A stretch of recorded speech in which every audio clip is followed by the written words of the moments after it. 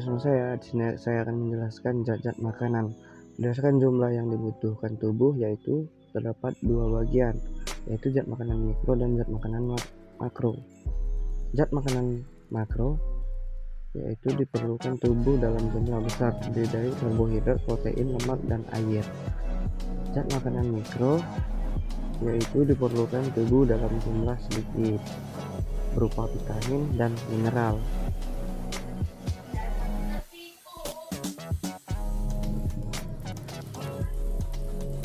Zat-zat makanan terdiri dari 5, yaitu karbohidrat, lemak, protein, vitamin, mineral, dan air.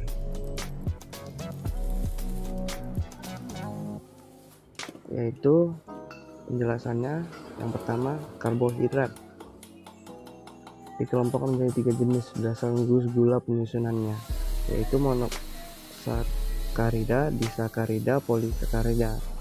Jenis-jenis karbohidrat yaitu monosakarida, yaitu memiliki rasa manis dan mudah larut dalam air. Contohnya glukosa, fruktosa, dan galaktosa. Banyak terdapat dalam buah. Yang kedua, disakarida, memiliki rasa manis dan mudah larut di dalam air. Contohnya laktosa, sukrosa, dan maltosa, yaitu banyak terdapat di dalam gula pasir, biji-bijian, dan susu.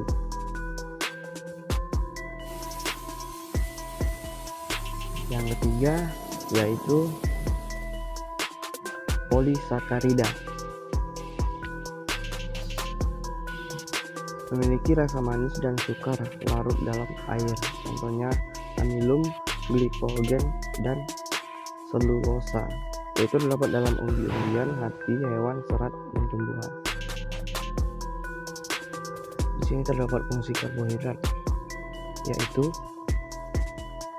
sebagai sumber energi, mengatur proses metabolisme, menjaga keseimbangan asam dan basa, mencegah konstipasi, membantu penyerapan kalsium, bahan pembentuk sel jaringan organ tubuh.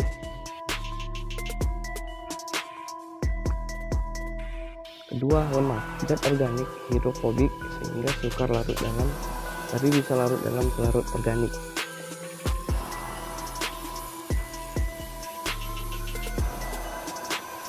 Bisa kita lihat asam lemak, gliserol,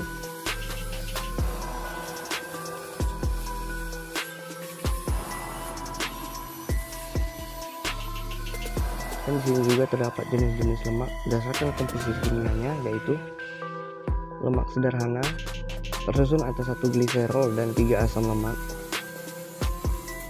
Contohnya lilin, plastisin, dan minyak.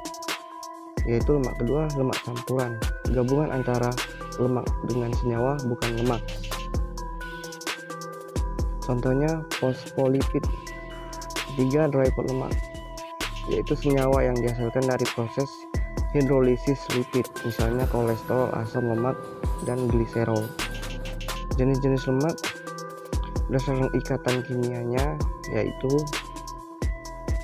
asam lemak jenuh, yaitu bersifat non-esensial karena dapat disintesis oleh tubuh. 2. Umumnya berwujud pada suhu kamar. 3. Banyak terdapat pada dingin, itu keju, susu, dan mentega. Asam lemak tidak majemuk, bersifat esensial karena tidak dapat disintesis oleh tubuh. Umumnya berwujud cair pada suhu kamar. 3. Banyak terdapat pada minyak kedelai, minyak kelapa, minyak goreng. Yaitu fungsi lemak, yaitu penghasil energi tertinggi. 2. Pelindung tubuh dari suhu rendah. 3. Pelarut vitamin A, D, E, K. 4. Melindungi alat tubuh yang lunak. 4. Bahan penyusun dan pembangun bagian sel. Dan 5. Sebagai cadangan makanan.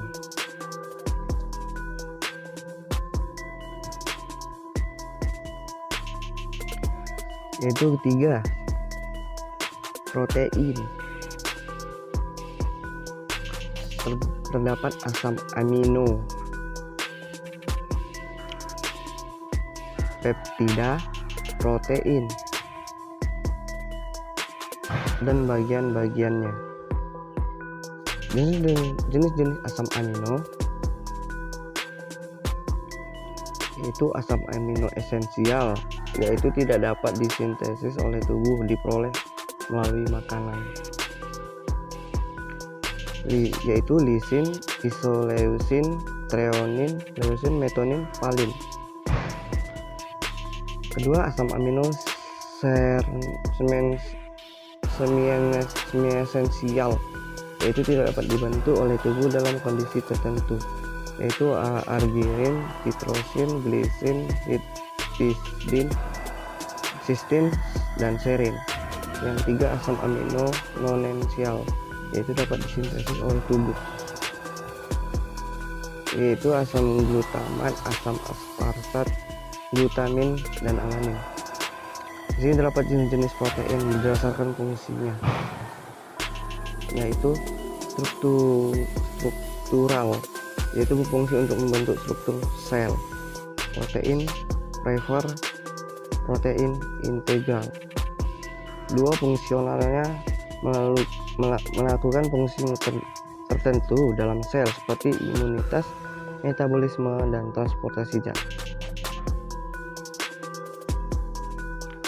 yaitu terdapat dua bagian, enzim dan lainnya.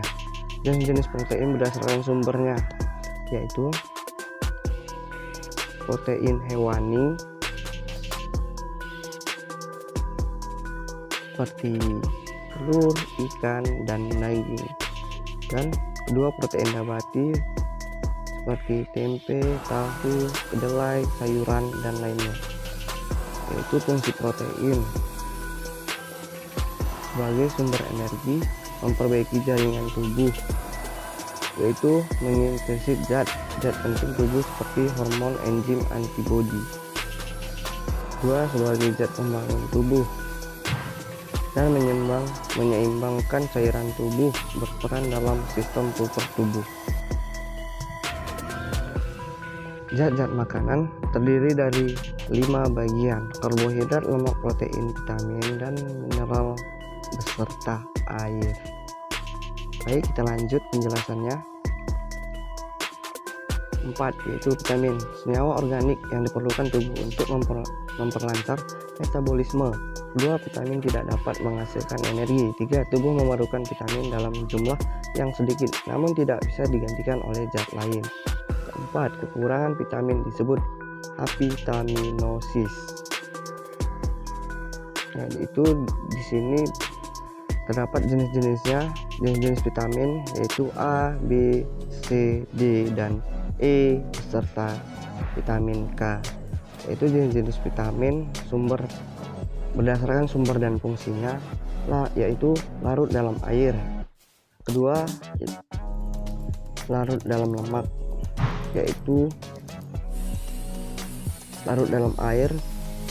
Contohnya B1, hati, daging, biji-bijian, yaitu metabolisme dan karbohidrat. B2, susu, telur, sayuran, metabolisme energi. B3, daging, unggas, hati, metabolisme energi. B6, susu, padi, dan metabolisme asam amino. B12, daging, susu, telur, yaitu produksi sel darah merah. C, jeruk, tomat, kentang, sayur, yaitu pembentukan tulang.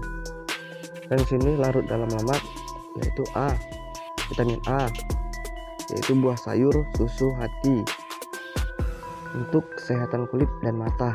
D, susu, minyak ikan, telur, untuk penyerapan kalsium.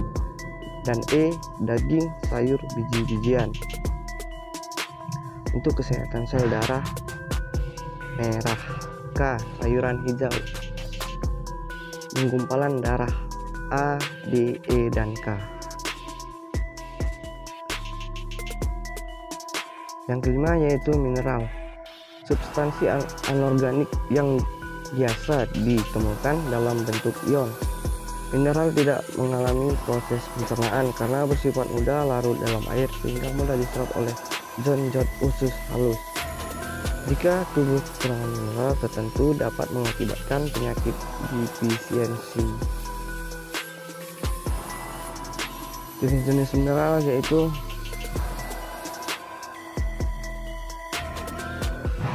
berdasarkan bentuk mineral dan fungsinya, yaitu kalsium disebut dengan Fa, fosfor disebut dengan V, sulfur disebut dengan S, kalsium dengan K, natrium dengan A. Sini terdapat bentuk vitaminnya, yaitu susu, keju, telur, makanan protein, setiap makan garam. Sini pengelompokan mineralnya tersebut berdasarkan kelompokan mineralnya, yaitu unsur makro natrium, kalium, fosfor, kalsium, magnesium. Unsur mikro yaitu terdapat seng, besi, tembaga, mangan, yodium. Yang keenam yaitu air. Nah, ini terakhir nih. Ion manusia terdapat 70%, yaitu dengan meminum air 2,5 liter per hari. Yaitu keseimbangan air dalam tubuh diatur oleh beberapa kelenjar hormon, misalnya kelenjar hipofisis, anak ginjal, dan kelenjar tiroid. Kedua, kebutuhan air dalam tubuh dipenuhi dari air minum, makanan, buah, dan sayuran.